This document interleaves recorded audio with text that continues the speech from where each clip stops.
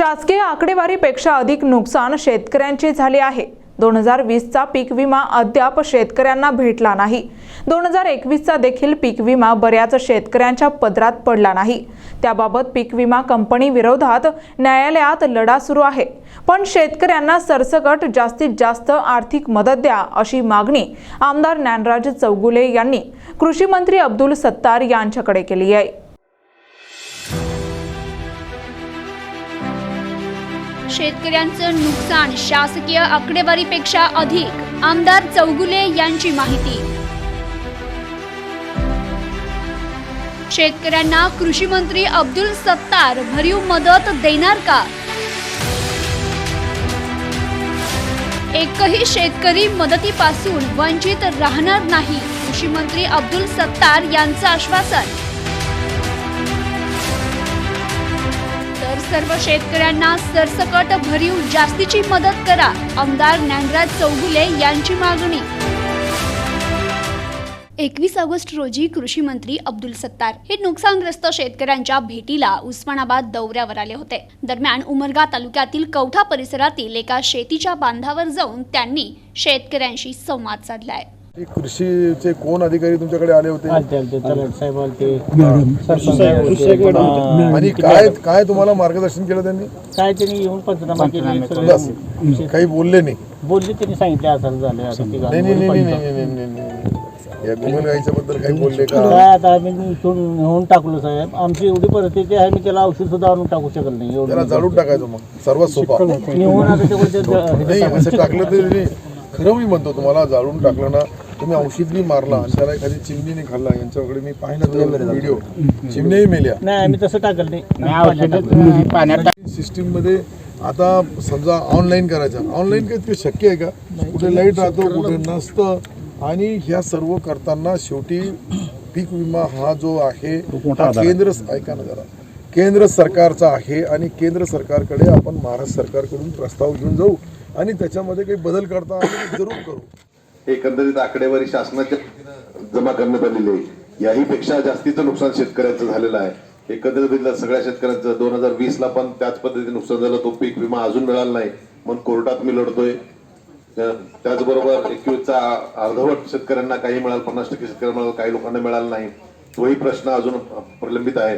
आणि आता मिळणारा पीक विमा सर्वांना सरसकट मिळाला पाहिजे, त्यासाठीचं प्रोव्हिजन आपण आपल्या माध्यमातून करायला असा विश्वास माझ्या मनात आहे।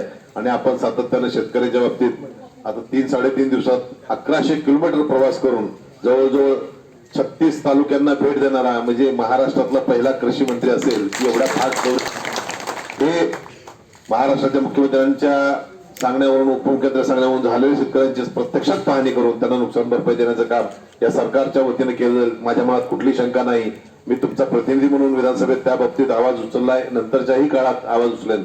त्याचबरोबर एक विनंती करतो की पावसाच्या कालखंडात मागच्या काळात वीज पडून जनावरांनी सुद्धा मृत्यूमुखी पडले, त्याचीही मदत आपली द्यायची राहिलेली आहे। पैसे लवकरात लवकर उपलब्ध करून द्यावं एवढीच विनंती करतो। नियोजित तुम्हाला पुढच्या पत्रकार परिषदेला जायचं याचं भान। काही लोकांना मधीच बोलण्याची सवय असते, ते त्यांना बोलण्यासाठी दुसऱ्याला डिस्टर्ब कसं करता येईल याच्याबद्दल बी परफेक्ट असतात।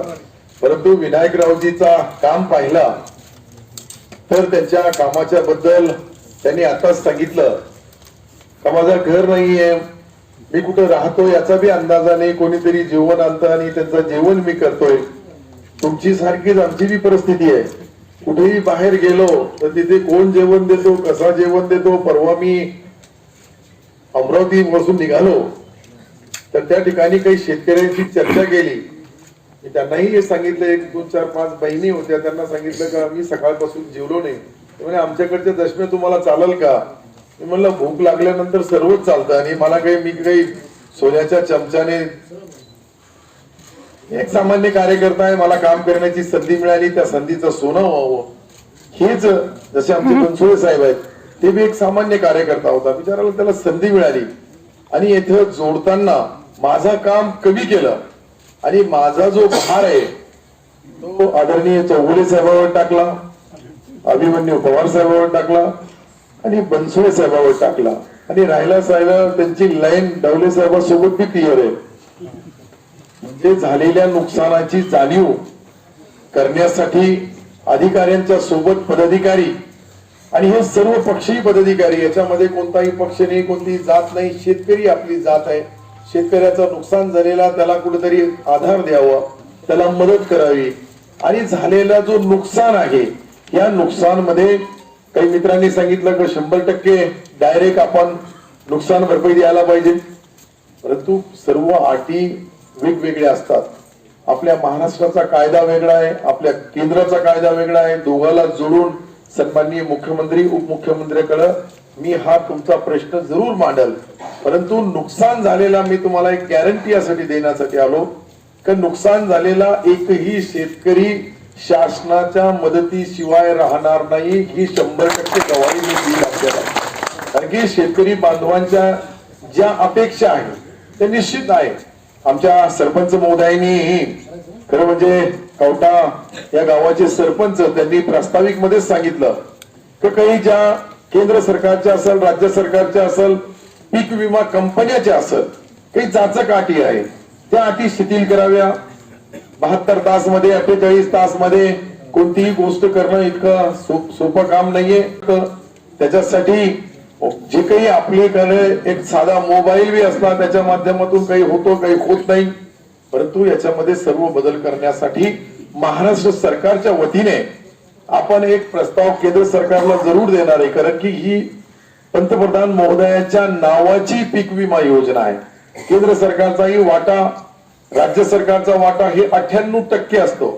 2% पैसे शेतकरी बांधव भरतो आणि 98% पैसा हा आपण राज्य सरकार आणि केंद्र सरकार भरतोय.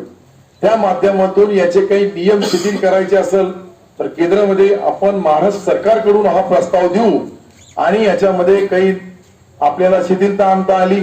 डायरेक्ट कंपनी आणि कंपनीचे जे काही लोक असतात, जे काही त्यांचे कर्मचारी असतात, ते काही फार मोठे शिकलेले तज्ञ नसतात. तेही फर्स्ट इयर 12वी वगैरे पास असतात. आणि आमच्याकडे जे आहे, आमचा कृषी सहाय्यक असेल तो पोस्ट ग्रॅज्युएट असतो, आमचा तलाठी असेल तोही ग्रॅज्युएट असतो.